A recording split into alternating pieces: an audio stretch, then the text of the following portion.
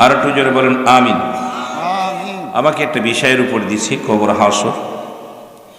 মানুষের জীবনের শেষ সময়, মানুষ জীবনের শেষ ঠিকানা হলো যেখানে, সেটা হলো কবর। জোরে বলেন ঠিক কিনা?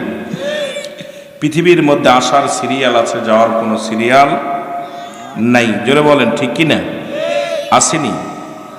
আর এমনই একটা ওয়াজ যেটার কোনো আপটুড ওয়াজ নাই, সব একদম। এখানে কোনো বাড়ানোরও সুযোগ নাই, কমানোরও সুযোগ নাই।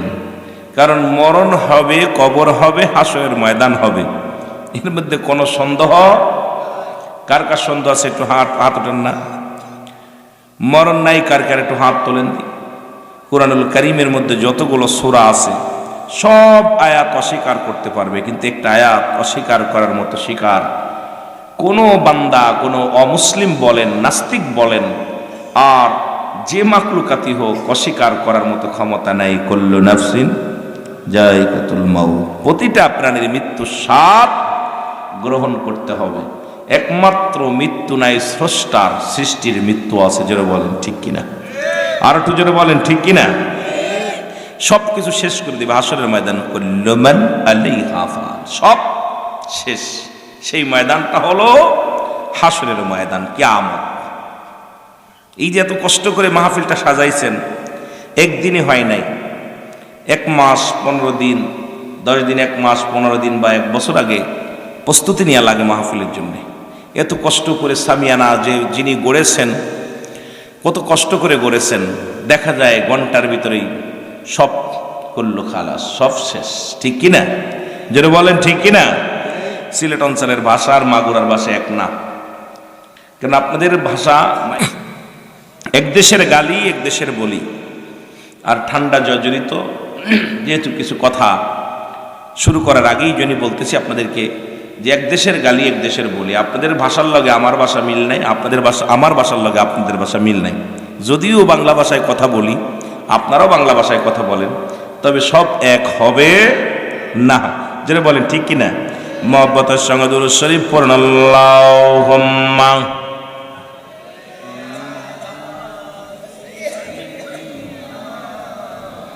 দুরূদ শরীফ মহব্বতে পড়ুন। আল্লাহুম্মা সাল্লি আলা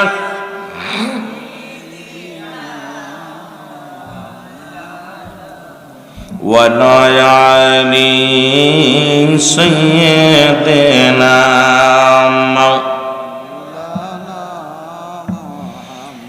এ দুনিয়ার মুসলমান, গভীর মনোযোগ। রব্বুল আলামিন রিয়াজুল জান্নাহ, বেহেশতের বাগান, জান্নাতের বাগানে আপনাকে আমাকে আসার মতো, বসার মতো সুযোগ দান করলো। এ সময় কত মানুষ জেলখানায়, কত মানুষ হাসপাতালে, কত মানুষ মৃত্যু শয্যায় সজ্জিত। রব্বুল আলামিন হাসপাতালে নেন নাই, জেলখানায় নেন নাই, বাজারে নেন নাই, সুন্দর পরিবেশ, এই জান্নাতের বাগানে আসার মতো সুযোগ দান করলো। উচ্চ কণ্ঠে আওয়াজ দেয় একবার চিল্লায় বলেন আলহামদুলিল্লাহ। আমার মরণ আসিবে কখন কেউ তো জানি না, আমার মরণ। আরো জোরে বলেন আমার মরণ আসিবে কখন কেউ তো জানি।